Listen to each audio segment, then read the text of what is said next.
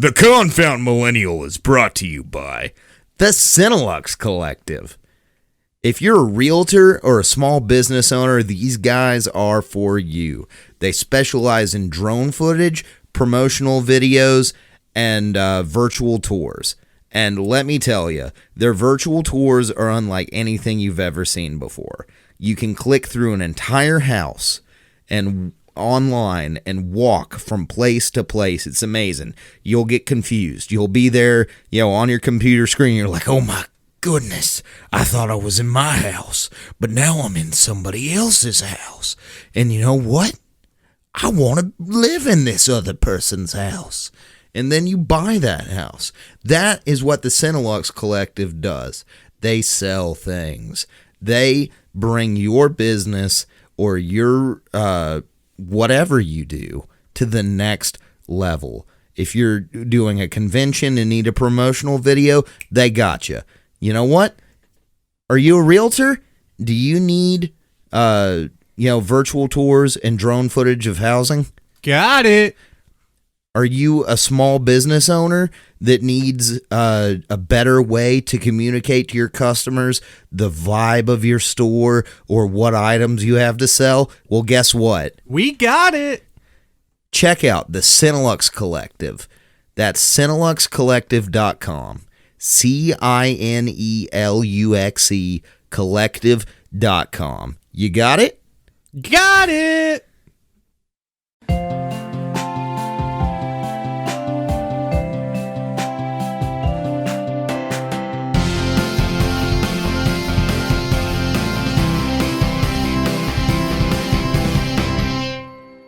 And welcome to the Confound Millennial, starring Steven Stirvin Michaels, Chan the Man Miller, and featuring Spike Cohen. So, Spike, we told you we're not completely political in any way at all. Okay. So, would you mind explaining to our fans, who I'm pretty sure are not political, who you are? Sure. So my name is Spike Cohen. I am the Libertarian Party's vice presidential candidate for 2020 alongside my presidential running mate, Dr. Joe Jorgensen. Joe and I are fighting to set America free in our time and put the power back in your hand where it always belonged. Basically, long story short is we recognize that the Republicans and Democrats in their exclusive control of every lever of power in government for the past 160 plus years have used that power in that time to centralize control to themselves of every lever of power in government and in our society, to centralize that power to themselves and to hand off that power to the well-heeled, politically connected billionaire cronies who sponsor them, who own them, and who buy and pay for them to be in office. And that system robs everyone else in this country. We talk about the 1%. It's more like the 0.01%. That robbed the entire rest of this country to the benefit of this relative handful of incredibly powerful and cynical people. They rob us of our money. They rob us of our livelihood. They rob us of our rights and our freedoms, and they rob us, most importantly, of our power. Joe and I are fighting, and the Libertarian Party is fighting to take that power back from them and put it back in your hands where it always belonged. Right, and that's a message I can get on board with compared to what I've been hearing from, my entire life from the left and the right. Right. Yeah, no, it's, we just saw a perfect example of what Republicans and Democrats do. They speak to their respective bases. They create these two main voting blocks. And then they throw their narrative and rhetoric at their respective voting blocks. And then no matter which side actually wins the election, they just do the same thing. We get more government spending, more government control, more government taxes, more government debt that is put in the names of you and future generations with interest. more wars, more victimization of people, more putting people in cages for victimless crimes, more disproportionate use of force against marginalized communities, more holding the police departments and law enforcement and government agencies to be increasingly militarized and unaccountable for their actions when they harm us. And it leads to this total centralization of power by the Republicans and Democrats has led to the harmful and abusive and inequitable outcomes that we have come to know and love from the Republican Party. And the only way for us to stop that is for us to stop throwing our vote away for Republicans and Democrats and to start voting for people who don't suck. Joe Jorgensen would be an example of that. And every libertarian running is an example of that. Right. And you said, throwing your vote away to the Republicans and Democrats, yet that's what they've been telling us about third parties for all these years. Yeah, no, throwing your vote away is voting for the people who created these problems and made them worse. And every 4 years, they show up and go, I know I created these problems. I know I made them worse too. And I know I'm doing nothing to fix them. But if you vote for me one more time, I'm going to fix it. And frankly, if you don't vote for me, you're going to get this guy behind me that I work with every day to screw you over. That is what the Republicans and Democrats offer you. They offer you a chance to continue to have worse outcomes, not just in the politicians that they give you to choose from, but in the actual outcomes that you get from them as well. What the Libertarian Party offers you is a chance to not throw your vote away by voting for people, not just Joe Jorgensen and myself, but libertarians running for Senate and Congress and governor and state house and local and regional races who are working to remove the power from the Republicans and give you your power back, give you your money back, give you your freedom back, give you more opportunities and choices than just the same two flavors of garbage that have been provided to you for well over 160 years now. How did you end up finding yourself running this year? So it was a long journey. So I originally wasn't even a libertarian up until about 15 years ago. I was a neocon. 9/11, I was convinced that the terrorists hated us for our freedoms. We needed to spread democracy and freedom around the world, killing as many people as required to do so. It sounds stupid saying it now, but I believed it. And there were some incredibly annoying libertarians like Matt Kibbe and Ron Paul and others who operated in conservative circles, but gave a libertarian message of non-interventionism and basically said, if you want smaller government, if you want, government out of your life and out of your wallet, you weren't going to get it from a government that was expanding its empire around the world and robbing you to pay for it. It took me a while to realize they were right. But once I realized they were right, and once as I was, growing my business, that I started in my teens, my web design business, and saw that the more successful you get, the more burdens and impositions they put on you to make it harder and harder for you to be able to be more successful and to be able to create more jobs and so forth. I realized government's not here to help us. Government is here to harm us, or at least the government that the Republicans and Democrats have put in place and the systems they've created and implemented are not designed for us. They're designed for a small handful of incredibly powerful and well-connected people to keep the rest of us down and increasingly reliant on them. And that took me to 3 years ago, I retired from my business. And so I could focus my life full time on libertarian messaging, spreading a message of liberty to a public who often has not heard our ideas.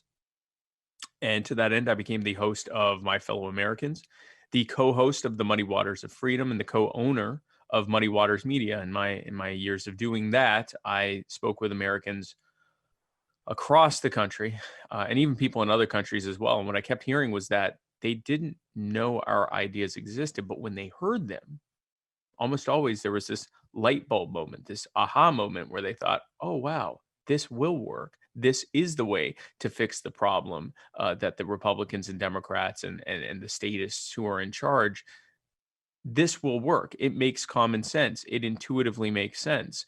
And I realized that, libertarianism needed more people who were running on to articulate the message of liberty by meeting people where they were in their spaces and from their precepts and validating their concerns and using an empathetic and engaging and dynamic way of messaging to spread a message of liberty and then to demonstrate how these solutions will work.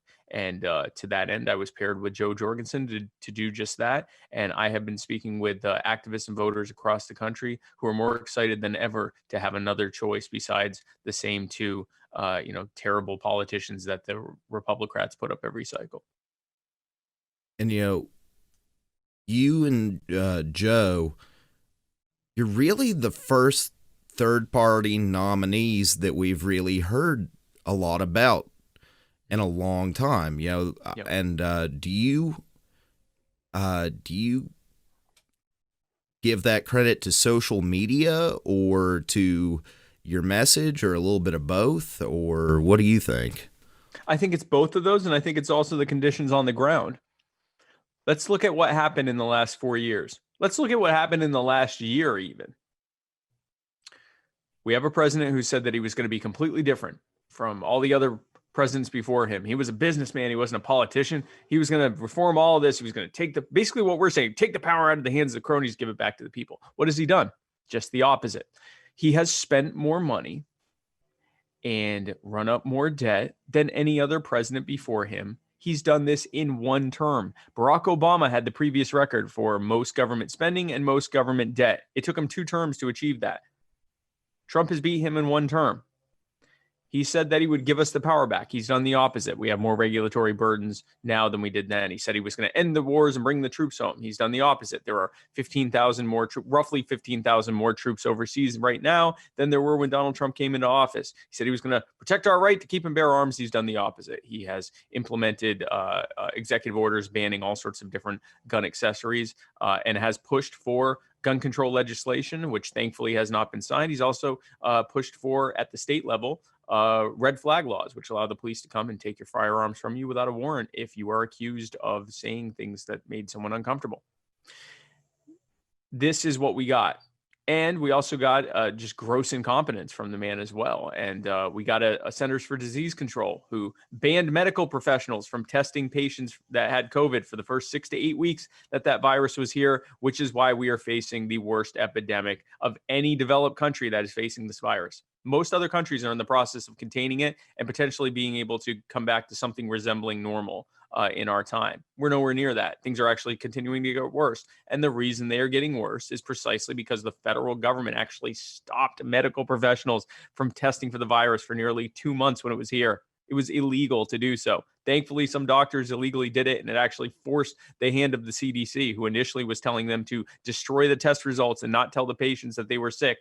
This is what the Republicans and Democrats have created for us. We have lockdowns as a result of that, where people are being told that they're not essential. They can't go outside. They can't work. They can't live. They can't do anything. They have to stay home.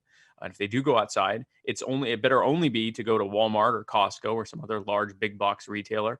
And if they do anything else, then they'll be put in jail, where they're almost certain to catch COVID-19. And so the threat there is very explicit. And Go ahead. Oh, sorry. I was just going to say, here we live in Georgia, so we haven't really had to deal with lockdowns as much. Okay. But also, it is just, and I don't know if it's the numbers being smudged or what, but apparently it's running just rampant through this state. It's running rampant largely everywhere. The only states where it's not running rampant are the ones where they're still making everyone just stay in their homes until further notice. And God knows what other deaths are happening as a result of that, from suicide and from people that are losing their livelihoods, people that are, at the very second these eviction protections end, they're going to lose their homes because they're still going to owe all that rent, and they haven't been able to pay it because they haven't been able to make ends meet. But they were given $1,200 a couple months ago, and then they were also given a bill for $13,000 per American plus interest to pay for all the trillions of dollars in bailouts that were handed to billionaire cronies to make sure their bottom line wasn't affected even one iota. We have protests as a result of ever-growing and ever-widening police brutality from an increasingly unaccountable, militarized police state. And we're seeing people that are fed up and have had enough. So it is our messaging. It is the fact that social media takes up a greater share of the overall media consumption, and that the dying corporate TV news media that does everything they can to try to present the narrative that you only have 2 options, that their share has been going down over time. But it's also the fact that the American people have a distrust of government higher than in recent memory, definitely in our time. Like, I know definitely this year has changed my views on the government completely. Right as the coronavirus was starting, I lost my job to unrelated reasons. And I've now been waiting 3 months on unemployment. I am now living out of my co-host's spare bedroom, lost my apartment, and also I got assaulted on the street at one point near the beginning of the coronavirus, and the police couldn't arrest him because the coronavirus. They said we weren't allowed to arrest him and just sent him on his day. Wow. Because of social distancing. But now, Yes. they'll, in many states, they'll arrest people for not wearing a mask or for going into a business where they've already, reached 25% capacity. But someone who assaulted you, they conveniently couldn't do anything about that. Exactly. It's interesting. They have no problem using force whenever they see fit, just not in defense of someone who was just assaulted. I'm sorry you're going through that. I can tell you this. It is terrible what you're going through, and it sounds like you can tell me better than I could tell you all of the iniquities and harms that are coming from this system. You paid into unemployment. Let's be clear. Unemployment is not welfare. You paid into unemployment when you were working, and now you can't get it because they're too busy throwing trillions of dollars at cronies to make sure that airlines and hotel companies and other various contractors and other companies that entire industries, multinational corporations who claim that they were affected, they were their billions, their market shares being harmed by all this stuff happening, making sure that their bottom line isn't affected even remotely. In fact, there are some industries that have actually seen their bottom line be higher than it was originally projected before all this happened, just because of the lavish handouts they've been given. We tell the average American to pull themselves up by their bootstraps. What we don't tell them is that the bootstrap license is tens of thousands or even hundreds of thousands of dollars, depending on which bootstrap they're trying to use. And that at the same time, they are being robbed to give countless billions and trillions to people who already have billions and trillions. This is a system that is not set up for us. It is set up for very powerful cronies. And the Libertarian Party proposes dismantling all of that and putting the power and the wealth back in your hands. It is your money. You are being robbed in ways large and small, seen and unseen, not just through taxes, not just through lost opportunity costs because of licensing guidelines and zoning laws and all of these things that are put in place to make it almost impossible for people below a certain income level to even start a job or start a career or try to start some kind of worker co-op with their friends and their colleagues or something like that. But also in the fact that through their control of the currency that they force you to use, through their endless spending and creation of more Federal Reserve notes, they reduce the value of your money over time by inflating that money supply without adding any additional value. When the Federal Reserve was created in 1913, in that time, that 107 years, your Federal Reserve note that's in your pocket is worth 2 cents on the dollar what it was worth when the Federal Reserve was created. Imagine if your money was worth 50 times what it is now. That's how much they've robbed you just that way. So, talking about currency, I wanted to throw this out. You think we're really in a coin shortage? So there's a few factors here. The short answer is no. There are as many coins now as there were before. There's not some sudden demand for coins. What has happened is the main thing that's happened is that my understanding is that banks have been hesitant to release these coins because they have a metal. They're made of metal, which are the most likely to metal and plastic are the substances that are the most likely to carry COVID and other viruses for long periods of time. So, for example, on a piece of cloth, which is basically what a dollar bill is, coronavirus might last 20 minutes, an hour, something like that, whereas it can live for days on a coin. I think also it's that the shortage is that no one wants to take coins right now because of the virus. They want to try to have as little contact back and forth as possible. So it's not a shortage. It's just that no one wants to handle coins right now, especially on a large scale. Right. I just know a lot of places around here, they're putting out signs. We need dimes, quarters, this, that. And yeah, that's happening at the bank level. The banks largely. There are some businesses as well that don't want to deal with coins, but it's at the bank level. They're not wanting to. They want to go through this disinfection process and things like that before they give out the coins. It's slowing down the access, but there's not really an actual shortage of coins. The coins didn't disappear. There wasn't this sudden demand for coins. It's just that the supply is being restricted, or the supply of the coins going back into circulation is being restricted because of that.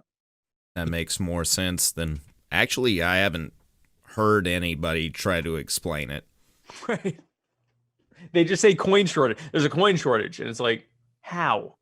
Where did the coins go? Just it's a coin shortage. But no, that's why. It's the virus. It's the fact that it's a solid, non-porous surface, which is what's most likely to hold coronavirus. Depending on who you believe, it can live on a piece of metal. Depending on the type of metal, anywhere from several hours to even a few days, 3 or 4 days. So that's why they don't want to circulate that without sanitizing it and going through a whole process.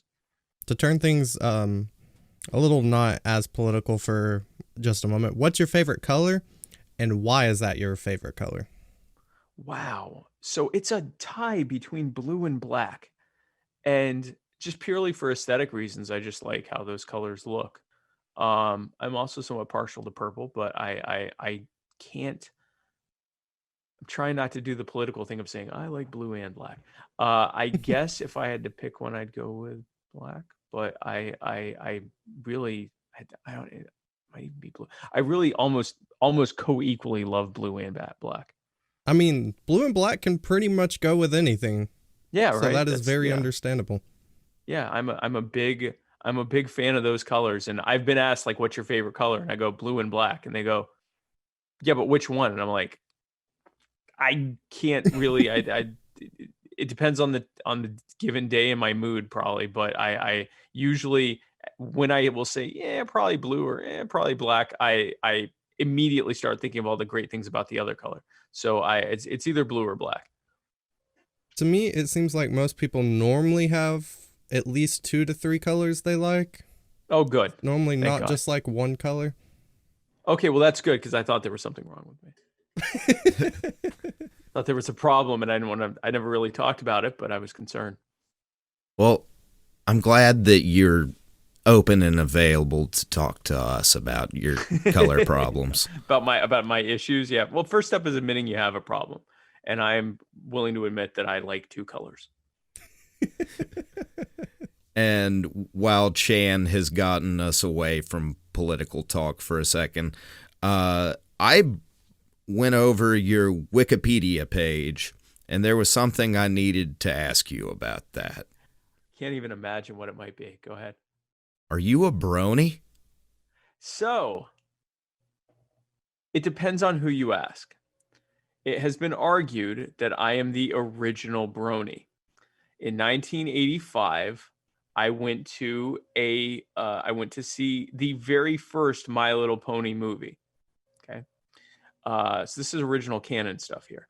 And so I saw the movie. Keep in mind, I was 3. As you listen to the story, keep in mind that I was a 3-year-old child, toddler. We watched the My Little Pony movie. I fall in love with the character Spike, the purple dragon, who, if you've seen, spoiler alert, he saves the day at the end. And there was no reason to think he would. He just kind of does. It was very much a plot device. Now it feels kind of like pandery at this point, but I was a kid. I loved it. The whole thing. He comes out of nowhere. He saves the day. And so I fall in love with him. And I tell my parents, I am now Spike. And they go, that's cute. And then I refuse to go by my actual legal name, which is Jeremy, for days and weeks. Eventually they decide to just call me Spike, because surely this is a phase. I'm now 38. So I'm pretty sure it's not a phase. Or if it is a phase, it's an impressive one. It's an impressive phase. So to the extent that I actually changed my identity based on a My Little Pony character, back when bronyism wasn't even a thing, because it couldn't have been, because this is literally when MLP started. It can be argued that I am the original brony. Now, here is where the breakdown happens and where bronies around the world become incredibly disappointed. I have not kept up with the My Little Pony universe. And there's actually some disinformation out there that said that I saw the movie My Little Pony Friendship is Magic. That is not true. I saw the original My Little Pony movie. I lost interest in My Little Pony roughly around the age of like 5 or 6. And I know it hurts the feelings of actual bronies. So that possibly the originator of bronyism abandoned it almost immediately. But that is the case, and I'm not going to pander. I may be a politician, but I'm not going to pander. I actually have bronies on my campaign team, and furries as well, and they're great. They're great. It's awesome, and I'm very supportive of what they do and what they love and what they believe in and everything else. I myself cannot say that I am currently a brony, but it is argued that I am the original brony. Wow. Just wow. It's sad to hear that you didn't keep up with it. Are you completely opposed to watching the new stuff? I'm not opposed to it. It just didn't interest me at that point. I mean, it's not one of those things where, someone would be like, I'm watching My Little Pony. Is that okay if I keep it on? And I go, no, you got to turn it off. No, I actually would be interested to watch it. I mean, right now I barely have time to watch things I need to watch, like the news. But if and when I have free time again in my life, I would have no problem seeing it. And I'd actually, at this point, because of all the questions I've gotten, I'm actually now have somewhat of an interest of seeing what it is people are talking about. Because I'll be asked, like, well, what do you think about when such and such did whatever? And I'm like, I don't even know who that is. And usually when someone will say, what do you think about, and they'll mention some name and what, and I'll ask, is this My Little Pony related? And it almost always is, because it's I'm it'll be like, what do you think about when I'm trying to remember a name, not Spike, because I know that, but what do you think about when such and such Applejack and Rarity? Yes, Applejack. When Applejack ran away from the whatever, I'm like, it sounds like a victimless crime. I fully support the right to do that. But no, it is, so yeah, I would be interested to, but it's just, now I think I'd be interested to, just because of the sheer number of brony questions I've gotten on the campaign trail. But up until then, no, not really, but I'm not against it. I'm not like anti MLP or whatever. Yeah. You got no hate from us. We're not really bronies. I knew those two characters from watching it with my little cousin. So yeah, no problem. Yeah, no, and that's, I mean, like I said, I have bronies on my, like, unironic bronies and unironic furries on my campaign team, and it's great. We are a party and a movement that celebrates people who don't feel a need to conform with what they're supposed to do, and to let their individual flag of who they are as a person fly. And I think that's a fantastic thing. But I personally have just not kept up with MLP. It wasn't my bag after like 5 or 6 years old. All right, Chandler, you took us away from political. Bring us back in. You got any political questions? So, we decided to ask someone that we know that's a super political dude. All he does all day is watch political stuff and sit there and argue with it. We asked him if he could ask anyone running one question, what would it be? Sure. So his question is systematic racism still a thing? Yes.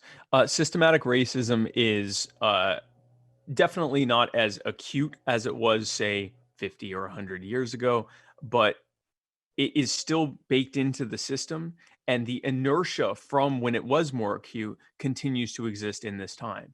And just to give a little primer on systemic racism and what it is and what it is not. Systemic racism is not all white people are benefiting from this system. In fact, most white people are being harmed as well, just to a somewhat usually typically lesser degree, unless they're poor, in which case their outcome is often very much the same. Systemic racism is not a system whereby every single black person is unable to achieve. That's patently not the case. We have black millionaires and billionaires. Systemic racism is not all white people are racist. Systemic racism is not all white people are bad and all black people are good or anything like that. Here's what systemic racism is. And this dates back to before the US was even existed as a separate country. In the South, especially, but throughout the Americas, you had a system whereby a very small handful of powerful white people owned an entire race of people that they had paid to be brought in chains, stripped of their identities, stripped of their names, stripped of their religions, stripped of their cultures, stripped of their families, and treated like cattle. They created this system for no other reason than their own personal profit and benefit. Over the years, white people who were not powerful also started coming to the Americas. Many were there from the beginning, and many more came. Scots-Irish, Germanic, Scandinavian, people from all over Europe that came that didn't have much, if anything. They came to make a better life. When they got to some of these places, they found there was no opportunity for them because everything was being done by human cattle who were being treated like a completely different, lesser species. And they were not in favor of that. Not just because it was wrong to treat our fellow humans that way, but also because it robbed anyone else of an opportunity to be able to provide anything if it can simply be, if someone else can be forced to do it under threat of being killed. And so the powerful people in charge realized that the only way they could preserve this system is if they could convince those poor white people that they were benefiting from it. And that's where systemic racism started. And that's where the concept of white supremacy started. When we think of white supremacy now, we think of the Klan and we think of, bigots and we think of bigotry and things like that. White supremacy back then was considered settled science. They created these bogus scientific things like eugenics, and they came up with, because very religious people back in the time, they used very skewed versions of scripture to try to say that black people were the descendants of Cain and that this was their lot in life to be treated this way. And that if anything, white people were by our superior nature and the very fact that we were just so superior to the lesser races that we were providing them with an opportunity to learn to live even somewhat like us. And it was sold as this almost compassionate way of treating these lesser, almost subhuman people. And so that allowed for a system where even during the Civil War, you had hundreds of thousands of very poor white people who owned nothing, who went to war to preserve the ability of incredibly powerful people to continue owning other people as livestock. Systemic racism as policy continued on even after the Civil War ended and the slaves were freed. They were freed to continue doing chattel slavery in the form of sharecropping for many years. Through gun control acts, they were robbed of their ability to defend themselves against the Klan and against abusive government officials. Through various licensing laws, which is where occupational licensing started, they were robbed of their ability to be able to do business because they couldn't afford the ability to pay for the licenses. They didn't have the money, so they couldn't pay for it. What they could do is continue doing what they were doing before as sharecroppers instead of slaves. And whenever they did try to build something up, like we saw at Black Wall Street in Tulsa, powerful white people came to burn it down. That was the Jim Crow years. They were herded into into places and told that they couldn't have equal representation. They couldn't vote. They couldn't participate in civil society in any real way. And anytime they tried to build for themselves within that society, it was ripped apart and torn to shreds. When that ended, when forced segregation ended with the so-called Civil Rights Act, actually prior to that, during World War II, when segregation was still happening, in order to keep the war effort going with World War II, the U.S. government took white and black people and brought them into the city centers and had them participate in the war effort in factories and so forth, and in the military as well. But in the factories, they brought white families and black families into the city centers where all the factories were. They put white people in permanent housing projects, the ones that are still up today. They put black people in these shoddily constructed shanty towns where the buildings often crumbled and fell apart, and people even died as a result of it. The idea for that was that the white people would get to stay in the cities and the black people would be sent back to their sharecrop communities where they belonged.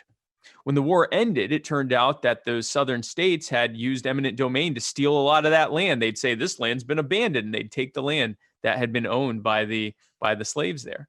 It's land that they fought very hard for, because during the 1850s during the 1850s through the 1890s, I believe, during the land giveaways in the Midwest, the federal government did not allow black people to participate in that. So this was not land that they were given. This was land that they had spent centuries earning through their stolen labor.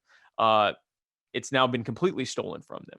Now they're stuck in the cities, and the politicians don't want to integrate these communities. So they come up with the FHA, the Fair Housing Act. You know what the Fair Housing Act did? It took the white families and it put them out in suburbs and gave them subsidized housing. They paid 20 cents on the dollar for suburban homes. And many of those, and in order to get that passed through Congress, they had to get the Dixiecrat senators in the South to sign off on it. And the only way they could do that was if black families were denied participation in the FHA, which is why in many of these initial suburban communities, on the deeds, it still says cannot be sold or rented to a black person or any person who isn't white. That's not enforceable anymore, but it's still written there because that's what the deed said. So what did they do? They put the white people in subsidized suburban housing where they were given trillions of dollars in instant equity. Black people were taken out of the shanty villages and put in those permanent housing facilities. Then what happened? The war on drugs. The CIA, in order to fund their clandestine operations around the world, found a great way of raising money without having to go to Congress and say what they were doing. They would bring drugs into poor communities, largely minority communities, those housing projects, and they'd sell them drugs, and they'd use that money to fund their clandestine operations around the world. They got people hooked on drugs. Now, they got white people hooked on drugs too, but they disproportionately got black people hooked on drugs. And then they used that, the war on drugs, as a way to criminalize black communities.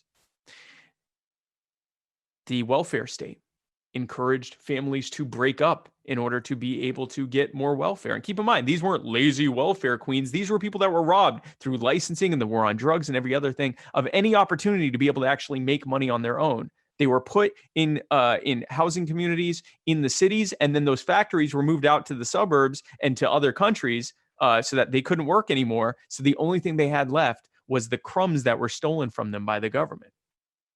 That brings us to today.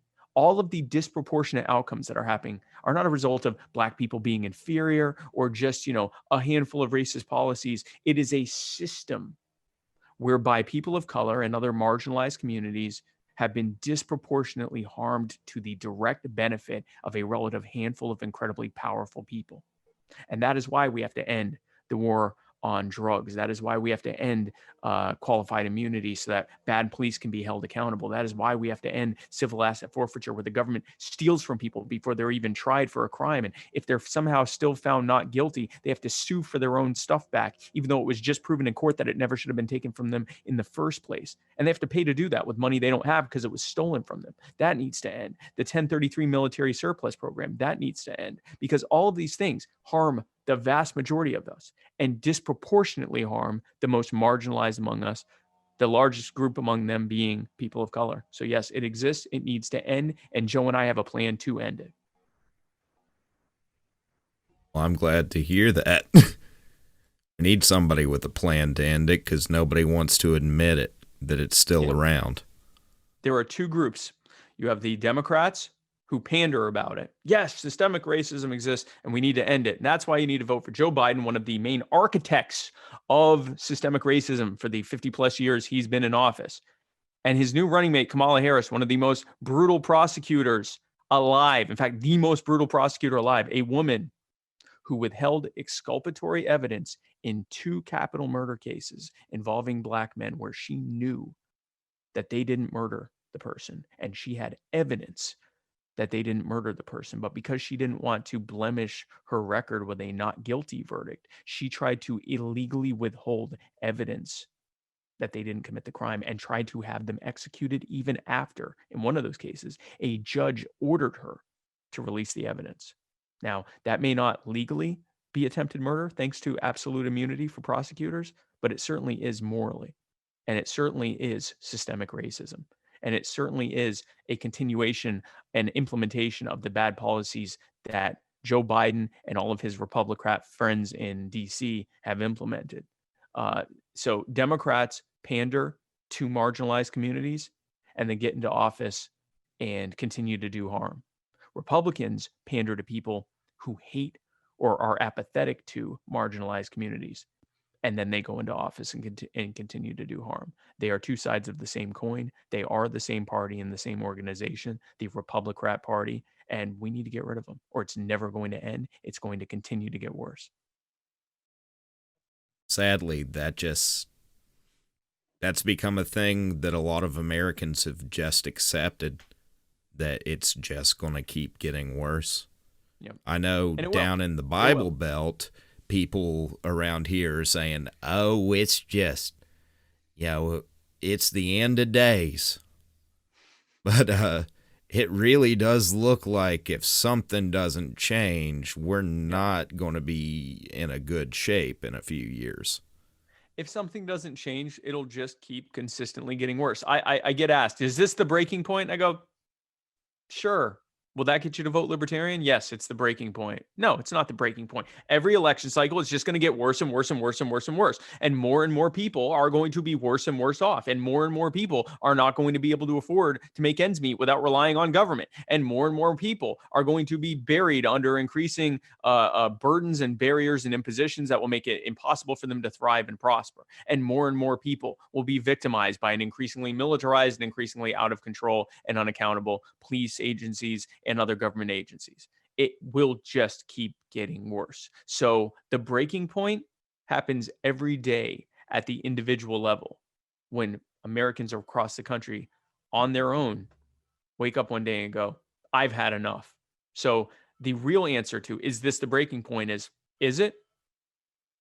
Is it your breaking point where you're going to stop throwing your vote away for Republicans and vote for a viable chance to undo these bad policies and undo that harm so that we can live better lives? That's up to you.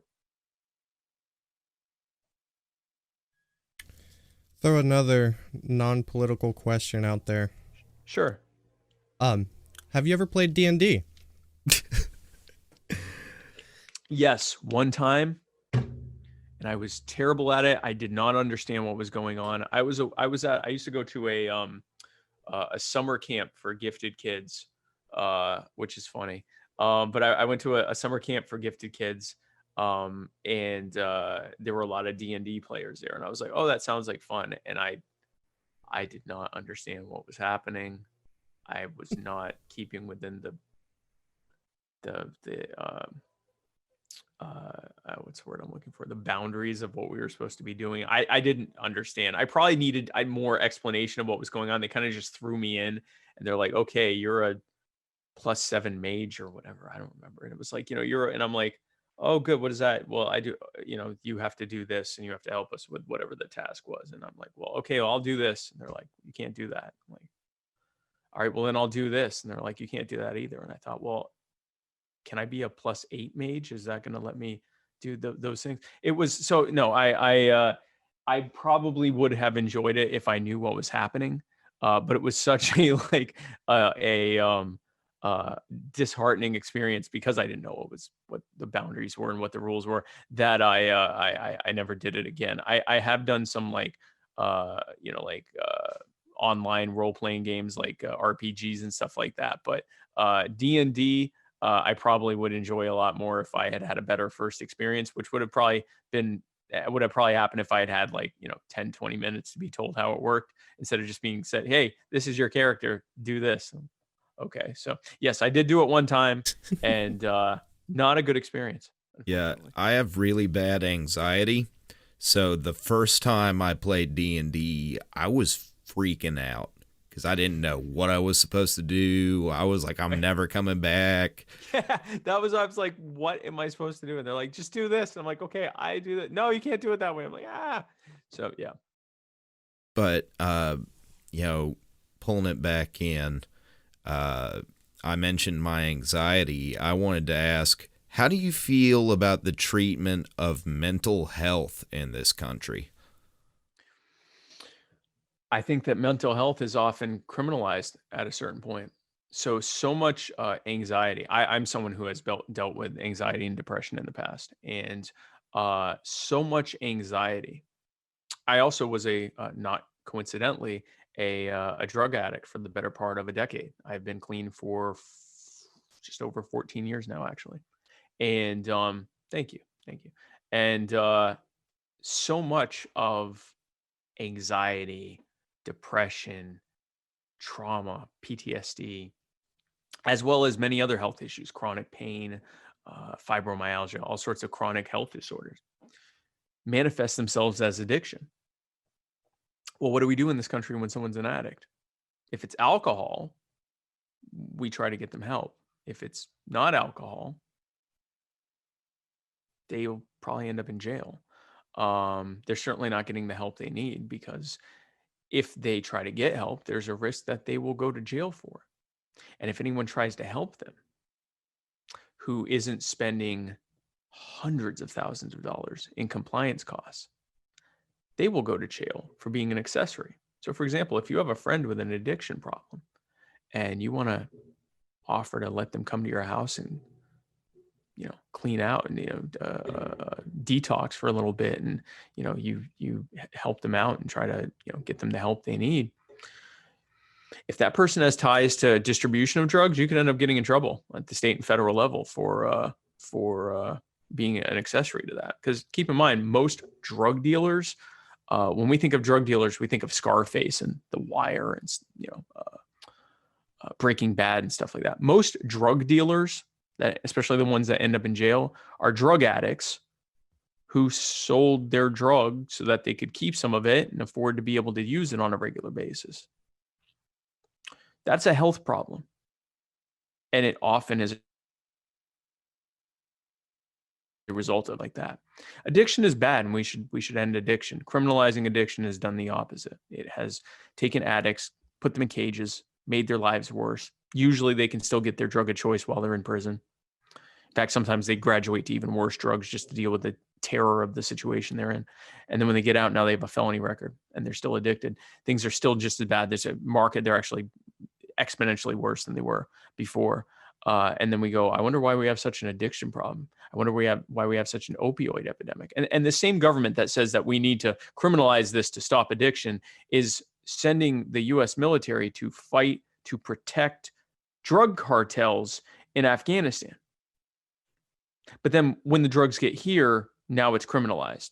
It's a great way for U.S. intelligence services to make money, but once it gets here, it's a crime. Once it goes out of the hands of the government and the cartels, now it's a problem.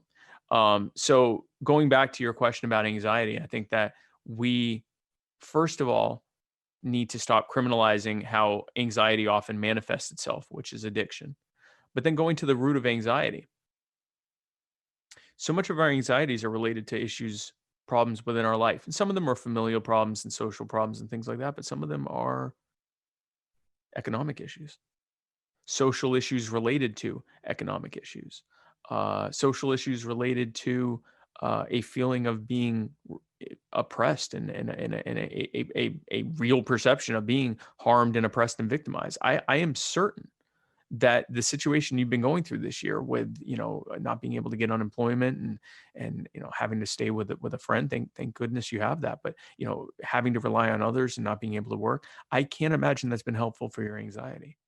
Yeah, and like the thing you had mentioned, people getting locked up due to drug abuse from it, but people with depression, you got to be really careful who you say things to. Yep. Because a normal thought to a depressed person can get you one call away from being locked up in a mental institution. Yep.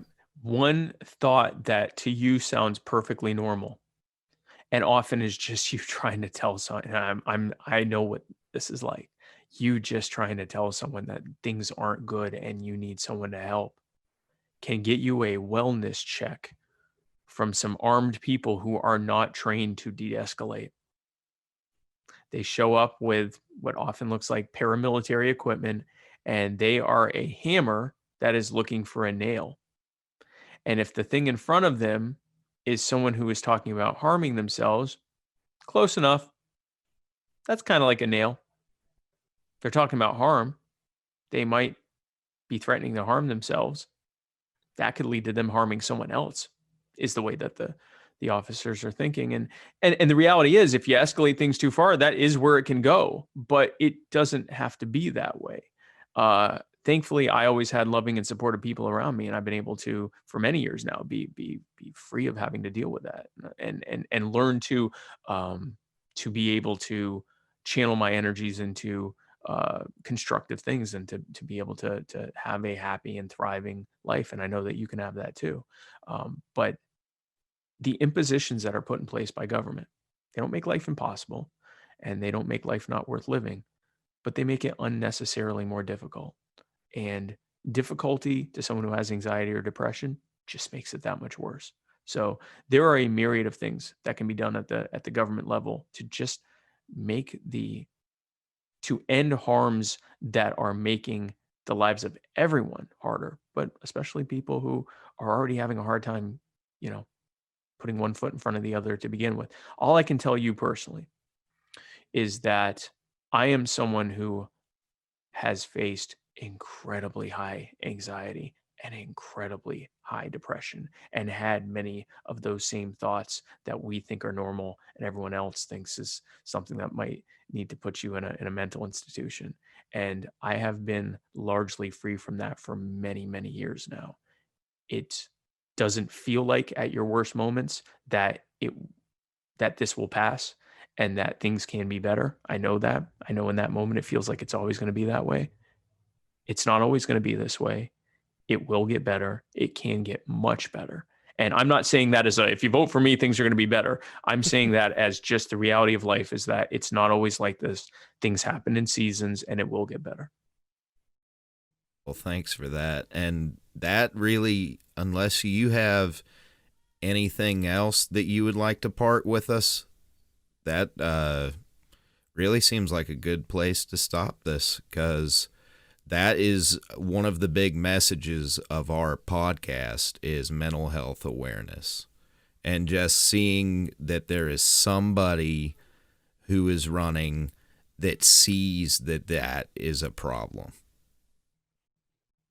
Yep, absolutely. Yeah. And I, like I said, we're all gonna get through this, and we are running to try to make things better on the governmental end, which will make things better for everyone, but especially obviously those that are dealing with mental health problems as well, and end the criminalization of mental health issues, especially when they manifest as addiction. If anyone's interested in what I've had to say today and want to find out more, I invite you to go to joe20.com. If you're able to make a contribution, there's a donate button there. More importantly, if you're able to join our team, we would love to have you. There's a volunteer form that you can fill out there. We'd love to have you join our team. We are building a grassroots army of liberty, fighting to set the world free in our time. And I believe that our time is now. So again, our website is joe20, that's jo20.com. You can find me or my running mate, Joe Jorgensen, on all social media, Facebook, Twitter, YouTube. I'm even on TikTok for the kids. We'd love to hear from you, and we'd love to have you join our team. And Chandler and Stephen, and I really greatly appreciate you having me on, and I hope you guys have a great rest of your day. Thank you. And one last question I almost forgot. It's a quick one. Sure. Okay. So just imagine with me here. I ask every guest this. Okay. You're in a pool up to your shoulders in Corona snot, and someone comes up to you with a bucket of urine, do you duck into the snot or do you take a face full of pee? I mean, the ammonia in urine, my understanding is that it actually has an antimicrobial property. So, in the interest, but then at the same time, I'm also young and likely to not. I think you'd have to take the urine, right? I mean, that's terrible, but I've had both answers. yeah, I think you have to take the urine. I think you kind of have to, right? Because it's not dignifying. It's embarrassing, but you can wash that off and then you're okay. Correct. Yeah, and there you have it, ladies and I gentlemen. think you got to take. I hate that that's the answer. I do not like that question at all. I hate that question actually, but I guess I assume, because then I could spread it to my loved ones. Like I could be fine. I could be asymptomatic, and then I go and I spread it to them, and I go, "Sorry, Granny, I didn't want a face full of urine." Like it's not right. It's not right. But no, urine is the correct answer, and I please stop asking people that question. I've been asked this question since I was 13 from a youth pastor. Well, that is not Corona part. We added that this year. Okay, I was gonna say that's well. I mean, if it were just snot, then I think that changes things. But if it's the actual, a highly virulent pathogen, your youth pastor? Yeah, he was a weird guy. That's I don't disagree with you. Yeah, I mean, we get abused as children sometimes. It doesn't mean we have to keep that cycle going. But yeah, no, I guess that's the correct answer, and I hope to never be asked a question like that again in my life. But thank you. All right, I've done my job. Thank you, Spike. And this has been the Confound Millennial, starring Steven, Stirvin, Michaels, Chan, the Man Miller, and featuring special guest Spike Cohen. I'm tired of these confound millennials. This